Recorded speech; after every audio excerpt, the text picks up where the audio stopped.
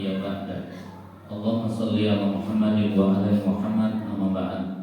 Bapak Ibu sedherek sedaya semoga kita tansah munjulaken puji syukur dalam Allah Subhanahu wa taala. Awit nikmatipun maremah dalu punika kita sami saged ngrawuhi majelis menika kanthi kawenangan sehat selawat lan salam mugi tansah kalimpahaken dhateng kita Nabi Muhammad sallallahu alaihi wasallam. Kita lanjutkan tentang kisah perjalanan Nabi sallallahu alaihi wasallam dalam kitab Rahiqul Maktum tentang tahun-tahun kesedihan. Nalikanipun Nabi menika berdakwah menghadapi ancaman, hujatan, cemoohan, bahkan juga termasuk penindasan dari orang-orang kafir Quraisy. Tampillah Abu Thalib sebagai pembela, sebagai pelindung datang Rasulullah SAW. Demikianlah Khadijah radhiyallahu anha sebagai seorang istri yang senantiasa menemani Nabi, menghibur Nabi di kala papa, di kala luka. Bahkan keduanya ini merupakan sosok yang menjadikan Nabi itu tetap tegar di dalam dakwah menghadapi ancaman tantangan dari orang Quraisy. Ewa semanten kekalipun menika situ. Baik Abu Thalib maupun Khadijah radhiyallahu anha. Ingkang sedanipun dua orang yang paling dicintai Rasulullah itu jaraknya sangat dekat. Namun 3 bulan. Setelah wafatnya Abu Thalib, Khadijah niku meninggal di bulan Ramadan tahun 10 kenabian. Dalam usia 65 tahun itu Khadijah. Waktu itu Rasulullah SAW yuswanipun nembe 50 tahun. Khadijah itu munjutaken nikmat Allah ingkang paling agung. Amargi selama 1/4 abad bersamanya. Kan nikah dengan Nabi usia 25 tahun. Terus Khadijah sedo Nabi Yesus 50 tahun, berarti kan 25 tahun berumah tangga dengan Rasulullah SAW. Yang senantiasa menghibur tatkala Nabi niku sedih, memberikan dorongan, bantuan saat Nabi itu mengalami kritis, bahkan mendampingi beliau di dalam menghadapi berbagai rintangan jihad. Membela beliau baik itu dengan jiwanya maupun dengan hartanya. Ewa semanten Khadijah pun meninggal. Maka kesedihan sing dialami Nabi itu mujudaken kesedihan ingkang awrat. Yang mastane amul huzn, tahun-tahun penuh dengan kesedihan. Bapak Ibu, ketika beliau ditinggal Khadijah pada awal pada bulan Ramadan, maka sahabat pun juga merasakan merasa iba kepada Rasulullah. Selama ini beliau ada yang menemani di kala sedih, ada yang menghibur, ada yang membantu merawat anak-anak beliau. Tapi saat itu Khadijah meninggal. Padahal Khadijah itu meninggal putranipun niku nggih sekawan niku tasih. Napa sing sekawan itu tasih sugeng niku masih gadis, masih remaja, masih gadis belia. Ada Zainab, Ruqayyah, Ummu Kulsum, Fatimah. Ini usianya juga masih muda. Nah, melihat kondisi itu pun bagaimana dialami oleh beratnya beliau coba ditinggalkan ibu. Padahal di sisi lain beliau adalah pemimpin umat yang senantiasa berkhidmat kepada umat, berdakwah, sehingga dalam ngurus rumah tangga ini kan tidak ada pendamping. Dalam kondisi seperti ini, maka Khawlah binti Hakim itu bersowan datang Rasulullah setelah beberapa pada bulan Syawalnya ini. Jadi Khadijah Ramadan meninggal, terus bulan Syawal itu baru itu Khawlah itu nama Rasulullah menawi jenengan izinke kula goleke istri ya Rasulullah. Kula nonton panjenengan ngurusi umat, ngurusi keluarga niku mboten enteng, kedah wonten pendamping. Kok Ramadan dengan bersama lagi Nabi mboten nganggo masa idah. Wong lanang kan mboten isa idah, jadi langsung. Maka usulan failah ini diterima oleh Rasulullah SAW. Oke. Maka kemudian Khala itu mengkhitbah putrinya Abu Bakar, Aisyah. Tapi waktu itu kan Aisyah kan masih usianya 6 tahun. Jadi maksudnya belum bisa berumah tangga bersama Nabi, dinikahi tapi belum berumah tangga, belum berkumpul satu rumah. Makanya kemudian Khallah binti Hakim pun mencarikan kepada beliau itu adalah Saudah binti Zam'ah.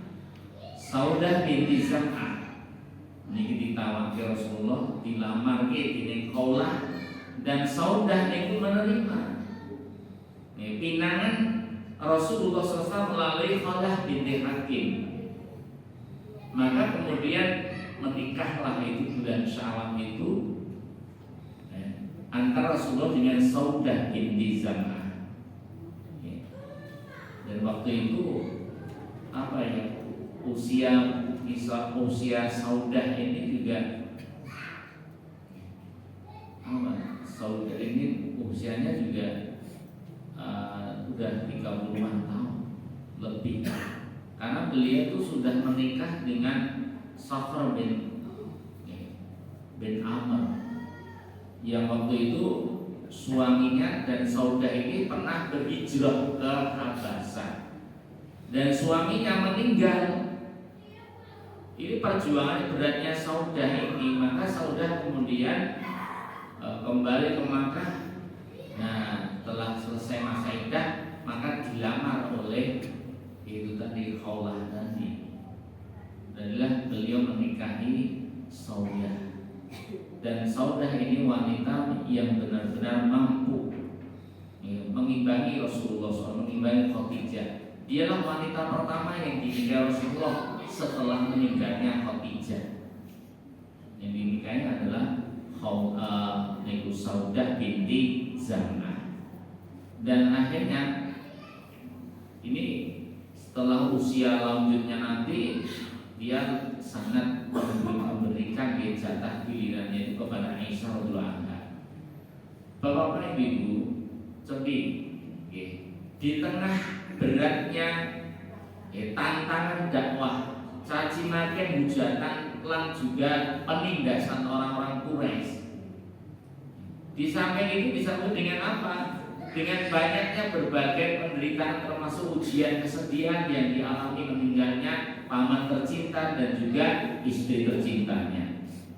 Tapi di sisi lain, kaum muslimin ini tetap tegar menghadapi berbagai macam hambatan, tantangan, ujian yang berat yang datang silih berganti. Ujian di awal kaum muslimin itu mboten enteng. Ujian awal di saat ini dari sepinten mulai kabandingan kaum muslimin saat itu. Kita saksikan kemarin ya, bagaimana Islamnya Bilal bin Rabah, Islamnya Ammar bin Yasir, Islamnya para sahabat semuanya itu menghadapi berbagai intimidasi, penindasan, ancaman yang tidak mudah. Ewa semangat yang baik pun mereka kaum muslim itu bisa tegar menghadapi berbagai penindasan. Lah niki sing perlu kita sami pelajari. Kenapa kaum muslimin saat itu tegar menghadapi berbagai ujian? Padahal dia itu disiksa, bahkan sampai dibunuh, tapi dia mempertahankan Islamnya.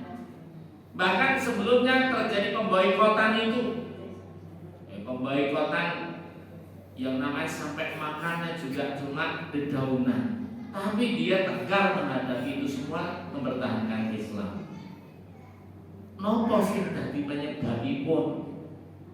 Maka di kitab Rasul Mahfud ini Syekh Syarul Rahman Al-Barafuri menyimpulkan beberapa sebab ingkang dadosaken kaum muslimin niku sabar tegar menghadapi berbagai cobaan, tetap boten meninggalkan Islam. Napa sebabipun ingkang sepisan inggih menika keimanan kepada Allah. Dan ini faktor yang paling utama. Ketika tiang menika sampun beriman kepada Allah, sampun mengenal Allah dengan sebenar-benarnya, keimanan sudah menancap di hatinya. Iman di hatinya, lisannya juga mengikrarkan, perbuatannya juga pertahankan, maka tiang sing gadai kekokohan iman kalau mau niku mboten nganggep kesulitan tantangan duniawi niku sebagai apa? Sebagai penghalang untuk mundur ke belakang meninggalkan Islam. Bahkan ibaratipun menika gunung ingkang boten goyah baik dengan berbagai terpaan badai yang bertubi-tubi menghantamnya. Niku boten terpengaruh. Mergo napa? Imanipun menika pakuh. Makanya iman seseorang itu digambarkan apa? Seperti kasajaratin thayyibatin asluha sabitun wa furu'i sama. Iman seseorang itu ibaratnya seperti pohon yang kuat. Pohon yang kuat tandanya apa? Akarnya menghunjam ke dalam perut bumi, kuat. Pohon batangnya menjulang ke langit. Bahkan dia memberikan buah setiap masa. Niku ibaratnya kokohipun keimanan mereka itu. Jadi meskipun dia menghadapi ancaman, pemboikotan, bahkan dengan intimidasi, tak sedikit di antara mereka yang dibunuh, niku mboten dadosaken mundur saking Islam. Niki modal ingkang pertama nggih. Menawi iman menika sampun bakuh, niku mboten bakal tergoyahkan. Menawi iman niku sampun kokoh, maka ujian berbagai ujian musibah niku mboten goyahaken keimanan kala. Niku faktor nomor 1. Mula ngantek digumuni dening Heraklius. Heraklius itu sangat gumun. Apakah ada orang yang masuk Islam kemudian meninggal? Tidak ada satupun, kata Abu Sufyan. Maka Heraklius yakin dia ada seorang nabi.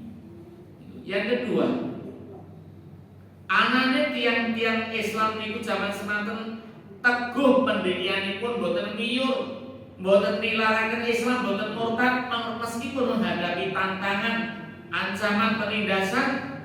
Nomor kali sebab menapa? Kepemimpinan Rasulullah niku sangat diidolakan setiap hati kaum muslimin. Rasulullah niku sosok pemimpin yang tertinggi. Kalau pemimpin ini ditaati, dicintai oleh rakyatnya, tidak hanya beliau itu mempunyai keindahan fisik yang baik, tapi juga jiwa yang sempurna, akhlak yang terpuji, sifat-sifat yang terhormat. Ini mendadosaken dia itu seorang pemimpin yang dicintai oleh rakyat, sehingga mampu para pengikutnya itu rela mengorbankan dirinya, hartanya untuk membela pemimpinnya itu Rasulullah SAW. Kecintaan para sahabat Rasulullah sampai digambarkan oleh sahabat yang menyaksikan, orang Quraisy yang menyaksikan umat Muhammad ini. Sungguh demi Allah, aku telah menyaksikan itu Kisra di Persia, Heraklius di Romawi. Belum pernah ada raja yang paling ditaati oleh pengikutnya melebihi Muhammad yang diikuti oleh pengikutnya. Tidaklah ludah itu jatuh ke tanah kecuali itu sahabat pun akan nadai ludahnya itu. Sepanten kecintaan sahabat datang Rasulullah. Lan iki dadosaken apa? Dados semangat. Semangat. Bahkan beliau niku mboten namung dipun tresnani kaum muslimin, beliau niku akhlaknya juga diakui oleh musuh-musuhnya. Oleh musuh-musuhnya pun juga mengakui. Suatu hari ketika orang tokoh Quraisy berkumpul, jangan-jangan masing-masing tahu do meneng-meneng ngrungokke bacaan Quran sing diwaos dening Rasulullah. ning sesara sesingitan delian isin gunakan isin ning jiwane dhek niku asline trenyuh mendengar dakwah Nabi, mendengar bacaan Quran Nabi niku dakwah niku apa atine menika trenyuh mung bae dheweke iki enggan mengakui secara langsung termasuk Abu Jahal. Ketika dia ditanya oleh orang, bagaimana pendapatmu tentang apa yang kau dengar dari Muhammad? Wis tahu to rumoke macan Quran sing diwaca dening Muhammad. Apa jawab Abu Jahal? Apa yang aku dengar? Kami memang telah berselisih dengan Bani Abdul Manaf. Kami telah berselisih dengan mereka. Tapi ketika mereka berselisih itu dengan Abi Manaf, dia bangga, kami memiliki Nabi yang mendapatkan wahyu dari langit. Karena nggak sadar dia itu orang Quraisy malah ngomong-ngomong, Pak. Kami memiliki Nabi yang punya wahyu dari langit. Dan meskipun kami ini tidak beriman sama sekali kepadanya dan tidak pernah akan membenarkannya, tapi ini menjadikan kebanggaan. Aneh kan itu, orang percaya lah kok iso mamerke karo kabilah liyane. Lu kami punya nabi yang diutus dari langit mendapat wahyu. Padahal dheweke ora iman Abu Jahal itu. Bahkan Abu Jahal secara langsung berkata kepada Rasulullah SAW, Muhammad, saat temene aku ora pernah maido karo sliramu. Aku tidak pernah meragukan kejujuranmu. Nanging sing tak paido iki sing mbok gawa kuwi Muhammad. Jadi dia orang itu dengan apa? Kepribadian, kejujuran ya dari Rasulullah SAW. Tapi sebenarnya yang aku dustakan itulah wahyu yang kau bawa itu. Maka turunlah ayat di dalam surat Al-An'am itu. Memang mereka tidak mendustakan Muhammad, tapi mereka itu mengingkari ayat-ayat Allah. Setiap kali orang kafir itu mempermainkan beliau suatu ketika, maka kadang-kadang mengejek, orang berkumpul-kumpul terus do ngelirik-lirikan kalau koncone sajak ngecek dan Kanjeng Nabi. Maka kemudian Rasulullah tanggap bahwa dia sedang dipermainkan oleh orang-orang Quraisy. Wahai orang Quraisy, sungguh aku datang membawakan sembelian untuk kalian. Ucapan beliau ini berhasil mengalihkan konsentrasi beliau dari orang-orang Quraisy. Bahkan orang yang paling kasar di antara mereka pun sempat mengucapkan selamat kepada beliau dengan sebaik-baik ucapan. Tapi ketika mereka melempar kotoran kepada Rasulullah, ketika sujud dia melemparkan kotoran kepada beliau. Kemudian beliau mendoakan kebinasaan kepada mereka. Padahal mereka semula tertawa terbahak-bahak di antara orang-orang Quraisy. Dan begitu Nabi mendoakan kebinasaan langsung maklakep. Karena dia yakin terhadap apa yang dikatakan Muhammad itu jujur, benar. Jadi kalau Nabi itu berdoa kebinasaan, dia kelakep benar. Suatu hari Utbah bin Abu Lahab kan pernah disepatani Rasulullah. Tidak kowe bakal mati dening singa. Semoga singa menerkammu. Kalimat ini senantiasa masuk di hatinya dan dia tidak pernah mengingkari. Padahal ini musuh itu Nabi ini. Muhammad itu musuh, diancam Nabi, tidak mau. Besok bakal mati diterkam dening singa. Ucapan ini masuk di hatinya Utbah bin Abu Lahab. Sampai suatu hari ketika beliau itu berangkat ke negeri Syam itu, delane kono di eneng delalah qadarullah yo diparani dening singa. Apa yang diucapkan Utbah bin Abu Lahab itu? Demi Allah, Muhammad telah membunuhku padahal dia berada di Makkah. Muhammad telah membunuhku karena apa? Adanya singa yang siap menerkam dirinya.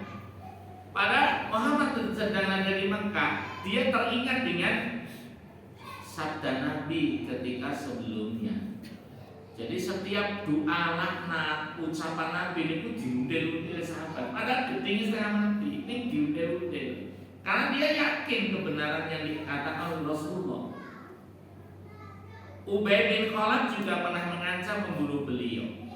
Ubay bin Khalaf.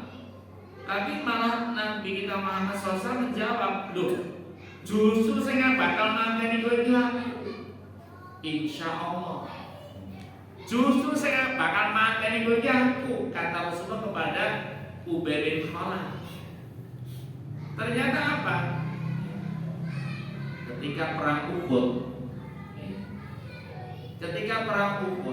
Ubay bin Khalaf itu terluka oleh pedang Nabi hanya goresan yang kecil. Jadi kena pedang Nabi hanya goresan sedikit. Ngomong orang selain beliau ini orang bakal nggak mati. Lukanya hanya tergores sedikit. Tapi sebelum dia mati, Ubay berkata, sungguh apa yang diucapkan Muhammad di Makkah itu terjadi hari ini. Akulah yang bakal terbunuh. Jangankan pedang yang menggores leherku, bahkan seandainya ludah saja itu cukup membunuhku. Dia yakin loh apa yang diucapkan Rasulullah itu. Selain wahyu loh Pak. Selain wahyu, dia itu percaya dengan apa yang dikatakan Rasulullah. Loh anehnya kan. Jadi inilah sosok seorang pemimpin yang disegani oleh kawan maupun lawan. Sa'ad bin Mu'adz itu salah satu tokoh terbesar dari Aus di Madinah. Dia termasuk tokoh yang masuk Islam pertama yang akhirnya bisa mengislamkan seluruh orang-orang Madinah karena dia pemimpin. Ketika itu sebelum masuk Islam dia kan tawaf, sebelum sudah masuk Islam dia kan tawaf di Baitullah. Padahal orang Quraisy itu kan mengancam siapapun yang tawaf akan ditindas. Lah, saat bin Wahid tawaf di Baitullah, maka dikepung oleh orang Quraisy. Delalah dia kan punya persahabatan dengan Umayyah bin Khalaf. Nah, ia mendapat perlindungan itu. Setelah itu Umayyah bin Khalaf dikandani karo Sa'ad bin Mu'adz. Aku mendengar sungguhnya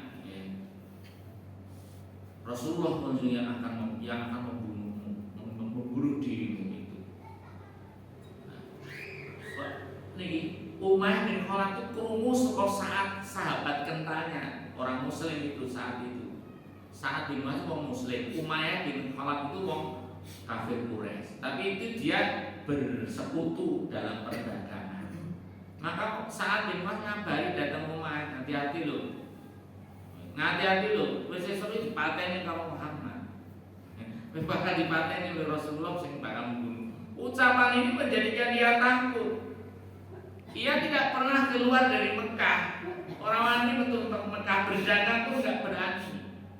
Tapi suatu hari di perang Badar dia dipaksa Abu Jahal untuk turut keluar perang Qadarullah. Mungkin harap tekanan pati ini. Jadi itu seperti itu nanti aku kebetulan karo Muhammad di perang. Karena aku yakin sih bagaimana aku Muhammad. Nah, tapi karena dipaksa oleh Abu Jahal dia keluar. Sudah membeli kendaraan yang paling bagus, otos yang paling bagus, yang termahal, yang paling baik. Kapan-kapan Muhammad, onta yang terbaiknya akan bisa lari lebih cepat daripada yang lain. Tapi istrinya pun ngeling, hei Abu Sofyan, opo kowe lali? Opo kowe lali sing dikandake sedulurmu supaya Yasrib? Maksudnya Sa'ad bin Mu'adz itu sahabat dekatnya itu. Opo kowe lali kalau sing dikandake sedulurmu supaya Yasrib? Sa'ad bin Mu'adz. Yen kowe bakal dipateni dening Muhammad. Demi Allah. Bukan demikian, tapi aku tidak mau berhadapan langsung dengan mereka kecuali memang jaraknya benar-benar sudah dekat. Jadi dia dipaksa oleh Abu Jahal untuk turut perang, meskipun dia itu sudah cara ini delik menghindar. Ya delalah niku lho matinya. Itulah orang Quraisy musuh mawon niku yakin dengan ucapan kejujuran Rasulullah SAW. Semua ini. Demikian pula dari para sahabat beliau sendiri. Kecintaan sahabat beliau kepada Nabi itu sungguh luar biasa, sampai dirinya lebih baik untuk mati membela keselamatan Rasulullah. Abu Bakar masuk Islam, dia dipukuli habis-habisan oleh orang-orang Quraisy. Sampai dia berlumuran darah, sudah dianggap mati oleh Bani Taim, dibawa pulang ke kampungnya. Ibunya, sampai di rumah ibunya adalah dia itu siuman, ngelilir. Apa yang ditanyakan? Yang ditanya bagaimana keadaan Rasulullah. Padahal ibunya orang Islam juga. Dia akhirnya ibunya itu mencari orang lain, coba dia menanyakan kepada Ummu Jamil binti Al-Khattab. Ummu Jamil niki wis mlebu Islam. Lah Ummul Khair ibune Abu Bakar ini kan orang mlebu Islam. Iki nakoke. Coba anakku ki pengen ngerti kabare kancamu kuwi lho, Muhammad. Nek anak kurang ngerti kabare ora gelem mangan, padahal saiki kritis ki Abu Bakar kuwi. Ibune iki kepeksa napa nuruti. Mergo Abu Bakar enggak mau makan dalam kondisi kritis itu. Sebelum dia mengetahui bagaimana keadaan Rasulullah, maka dia keroyokan menemui Mujamil binti Khattab. Nah, apa kowe kenal karo Muhammad bin Abdullah? Mujamil itu yo sangat kenal. Enggak, aku enggak kenal orang itu. Karena dia tidak ingin menyakiti Rasulullah. Aku juga enggak kenal dengan anak usia Abu Bakar itu. Tidak. Ini anakku ini bertanya tentang keadaan Abdullah, Muhammad bin Abdullah. Saya tidak tahu. Nek kowe pengen aku metuk ke kawananmu, aku gelem. Nah, kamu Jamil itu diajak oleh ibunya Abu Bakar itu untuk menemui langsung. Karena kalau dititip dia omongan sama ibunya, nanti khawatir rahasia Rasulullah itu bocor. Maka kalau aku pengen untuk menemui kawananmu tak petuke, nah, maka ditemui. Setelah ditemui, ibunya suruh keluar oleh Abu Bakar. Kemudian ditanya Abu Jamil, bagaimana kabar Rasulullah? Seperti itu. Di tengah dia kritis antara hidup mati saja, yang ditanya ke Rasulullah. Coba. Demikian pula ketika terjadi beberapa perang besar, baik perang Badar, perang Uhud, para wanita-wanita mujahid, para wanita-wanita pasukan Nabi itu, ketika terjadi perang, yang ditanyakan siapa? Ia tidak menanyakan anak dan suaminya yang gugur sebagai syahid, tapi yang ditanyakan apa? Bagaimana keadaan Rasulullah? Ini loh. Jadi semua kaum muslim itu yang terdepan adalah Rasulullah. Ketika ditanya, kenapa kamu tidak tanya suamimu di perang? Musibah yang dialami selain Rasulullah itu terasa ringan dibandingkan musibah yang dialami oleh Rasulullah. Jadi kecintaan sahabat tidak dilakukan kepada Rasulullah. Pengorbanan beliau itu bahkan kalau disuruh memilih antara kehidupan diri pribadi sahabat itu dibanding kehidupan Rasulullah, dia mesti lebih memilih kehidupan Rasulullah daripada kehidupan dirinya sendiri. Dan itu sudah nampak bagaimana di perang Uhud.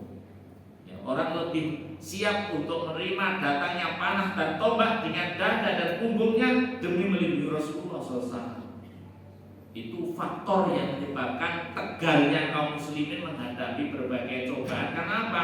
Sosok pemimpinnya itu memang dados teladan. Yang ketiga, rasa tanggung jawab. Sahabat ini menyadari penuh tanggung jawabnya untuk menjaga Rasulullah. Karena telah Bai'atul Aqabah kan.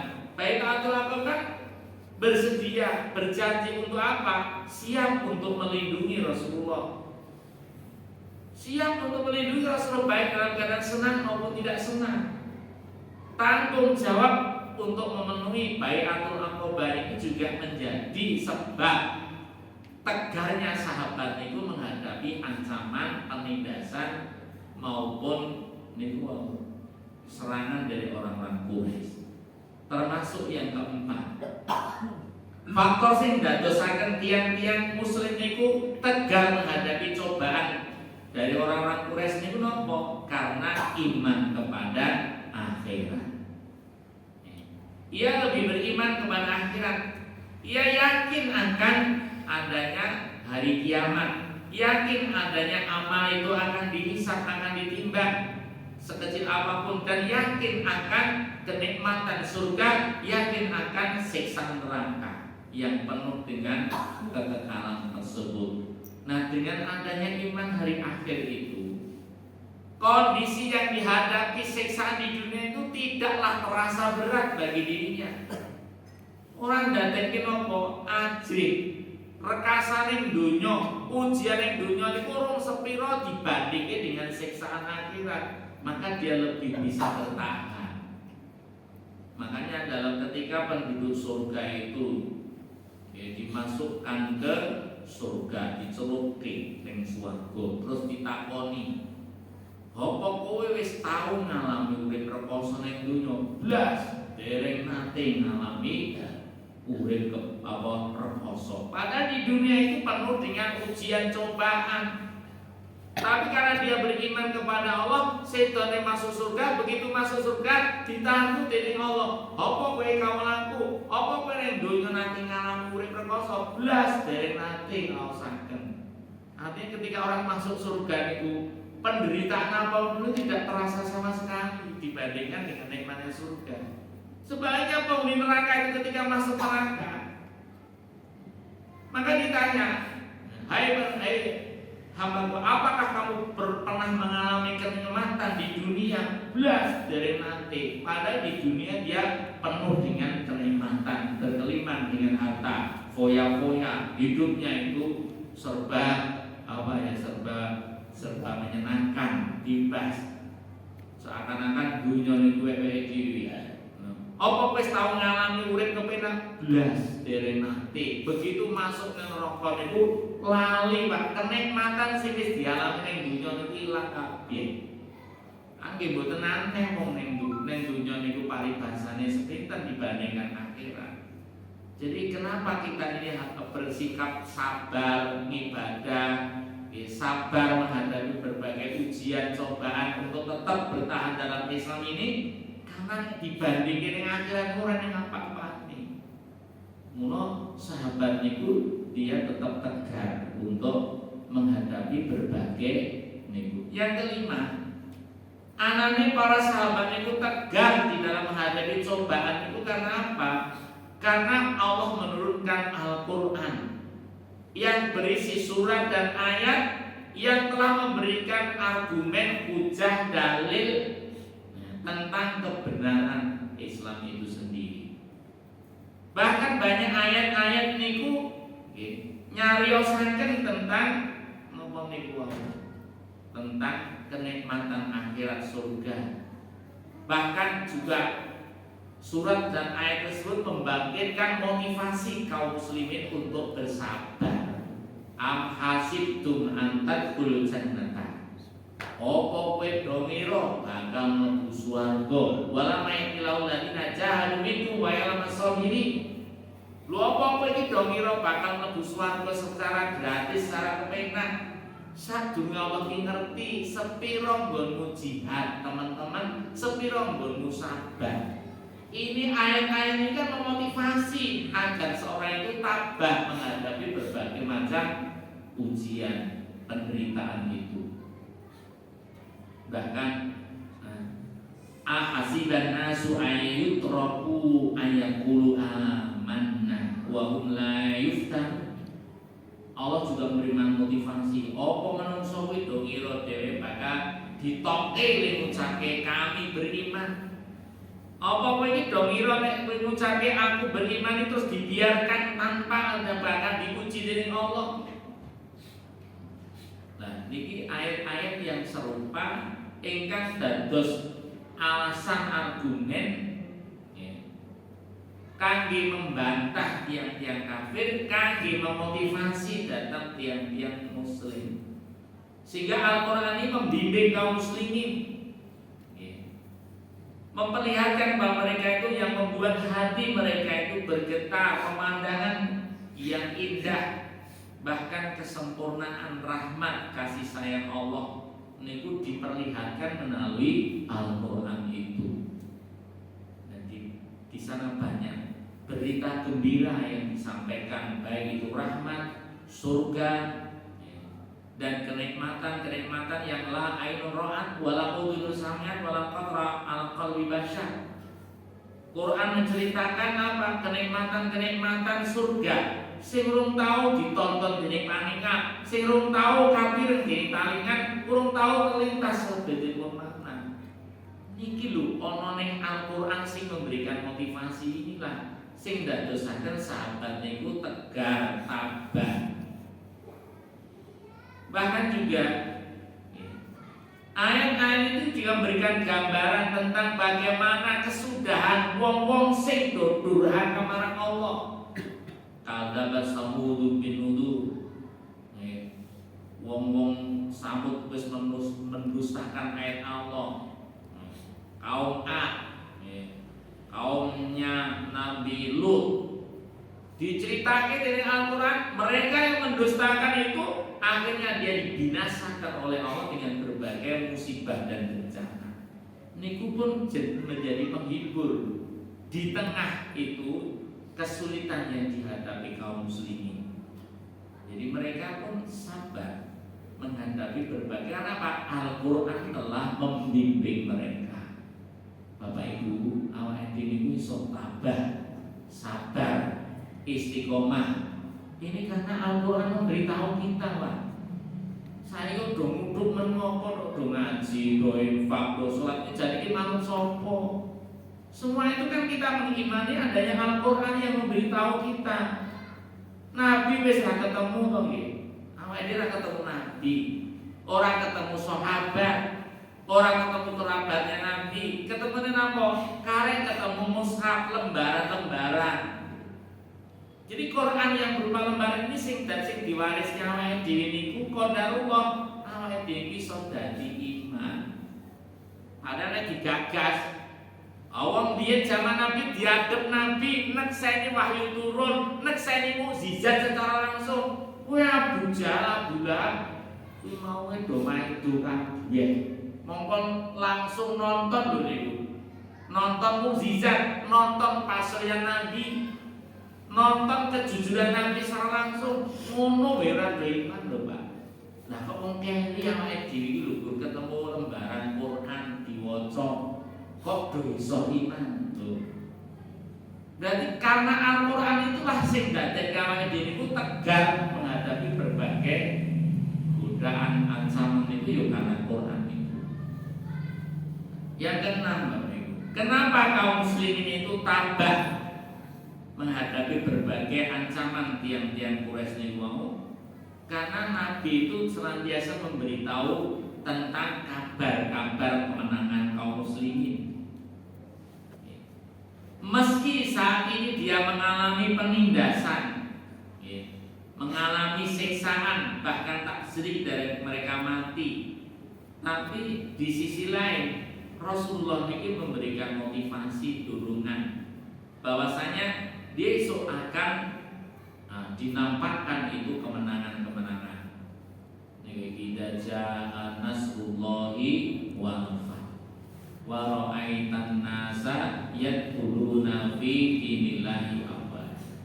Jika telah datang pertolongan Allah dan kemenangan, tontonan sumber wong Quraisy bakal do berbondong-bondong menuju Islam. Ini berita-berita kemenangan. Di hadis Nabi SAW bersabda, "Inna zawaliya la ardo faraitu masyariquha wa magharibuha." Saat temannya dikecilkan bumi itu untukku, sehingga aku bisa melihat belahan bumi timur, belahan bumi barat. Dan besok kekuasaan umatku itu bakal tekan kono. Jadi Nabi sudah memotivasi tentang kemenangan-kemenangan akhir zaman. Sesok umatku itu kekuasaannya sampai di belahan timur. Saya kira antara ini dengan Indonesia. Sampai belahan barat, sampai Spanyol. Sudah waktu semantan pun sampai Spanyol, Andalusia. niku zaman Nabi dereng Pak. Tapi terjadi setelah Nabi situ. Wa utitu kanzaini ahmar wa abyad, diberikan kepadaku kata beliau, besok bakal mendapat perbendaharaan dua, merah putih. Perbendaharaan merah putih orang kok bendera Indonesia merah putih Pak. Perbendaharaan merah putih dijanjikan kowe iki sesuk bakal entuk perbendaharaan merah putih. Lain pun kados pundi? Perbendaharaan merah itu tegese emas Pak. Wong Arab yo emas iki merah. Kuwi kekayaan orang Romawi. Sedangkan putih itu perak, itu kekayaan orang Persia. Nabi wis memberikan kabar, kowe sesuk iki bakal nguasai Romawi karo Persia. Padahal nalika Nabi sugeng kaya mustahil kok jaman semanten. Mosok negara Islam ngaten iso ngalahke negara adidaya. Apa ya mungkin angin lamun tak ngoten. Tapi apa yang dikatakan oleh beliau SAW ini menjadi motivasi sahabat. Ia menjadi motivasi, menjadi kebermuatan keras, dan akhirnya betul Romawi, Persia itu dikalahkan tidak jauh dari setan Nabi. Zaman Umar bin Khattab sudah mampu menaklukkan mereka semua. Ini kenapa Pak? Karena motivasi. Mula Quran ini kan ini Pak. Eneng kisah-kisah masa lalu. Binasani pun ngomong sing durhaka kuwi diceritake. Jadi pelajaran. Tapi juga ada kisah-kisah masa yang akan datang, kemenangan-kemenangan yang akan didapatkan oleh kaum muslimin. Niki semua menjadi motivasi, Pak. Mengapa wong Islam itu diancam, diseksa, ditindas, bahkan diboikot, ngono kok iso bertahan. Sebulannya niku mau ada beberapa hal sing dadekke umat Islam niku mampu bertahan. Apa itu tadi? Yang pertama adalah karena adanya iman. Karena keimanan itu. Yang kedua Pak, karena kepemimpinannya Pak. Wah, pemimpinnya ditaati umat itu luar biasa. Seperti sekarang ini ya, misalnya Iran itu. Saya tidak membahas tentang akidahnya ya. Tapi di sisi lain Pak, pemimpin Iran ini benar-benar rakyatnya benar-benar mendukung luar biasa. Itu kalau Donald Trump itu rakyat itu ya tertekan semua. Artinya dari sisi perjuangan itu tonton naik masalah kita ya. Artinya dari sisi pemimpin kalau disukai padahal gondos itu akhirnya dipikir kapannya kalau Amerika itu gondos biro, tapi kan dia mampu bertahan juga. Pemimpin yang diidolakan di hati itulah yang menjadi mereka itu sempat bertahan tegak. Terus yang ketiganya apa? Karena rasa tanggung jawab. Baiat itu Pak. Baiat itu penting Pak. Baiat wong si tulis janji ya. Yang pertama is janji pembela Nabi yo betul kalau dia tanggung jawab. Yang keempat apa? Iman akhirat. Orang itu percaya akhirat, anane swarga, anane ganjaran swarga. Apa sih penderitaan yang dialami dunia enggak seberapa. Lo dari mampu kan rela mati kenapa? Harapannya surga yang menjadi motivasi. Berbeda dengan orang-orang Romawi. Orang Romawi maju perang mati mati. Nek wong Islam maju perang kok pengen mati syahid. Berane to. Mula nek wong Romawi maju perang dirantai. Maka ada perang Batu Salasi Pak. Tadi pasukan Romawi dirantai pun tidak melayu. Anak mati. Ini orang Islam lain dirantai hati orang awam hati dikuatkan itu akhirat iman berakhirat.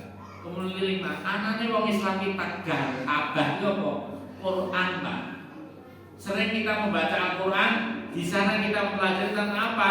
Nikmat-nikmat yang dijanjikan oleh Allah dan dari Rasulnya. Ancaman-ancaman. Jadi ada kisah, ada itu peringatan, kabar gembira. Dan itu semua jadi motivasi tegak. Terus yang terakhir apa? Itu nanti adanya berita-berita kemenangan. Ya. Adanya berita kemenangan. Ada innallaha yudafi'u 'anil ladzina amanu. Innallaha yudafi'u 'anil ladzina amanu. Wa Allah bakal bela wong iman. Jadi wong iman iki innal ladzina amanu wa amilus sholihati lahum jannatun tajri min tahtiha anhar. Ini motivasi, ayat motivasi kan banyak Pak. Itu semua menjadikan kita niku ngadepi ujian dunia niku ora sepiro. Ngadepi kesulitan dunia niku, rekasane dunia niku tidak menjadikan dia itu putus asa. Itulah 6 perkara ini sing disimbolkan oleh Syekh Roman Al-Balkuri ini sebagai sebab-sebab kaum muslimin saat itu menghadapi berbagai penindasan itu tabah. Semoga ada mudah-mudahan Bapak Ibu bisa meneladani dari para kaum muslimin di era awal dalam perjuangannya menghadapi orang-orang kafir Quraisy. Mari kita akhiri subhanakallahumma wa bihamdika asyhadu an la ilaha illa anta astaghfiruka wa atubu ilaik. Assalamualaikum warahmatullahi wabarakatuh.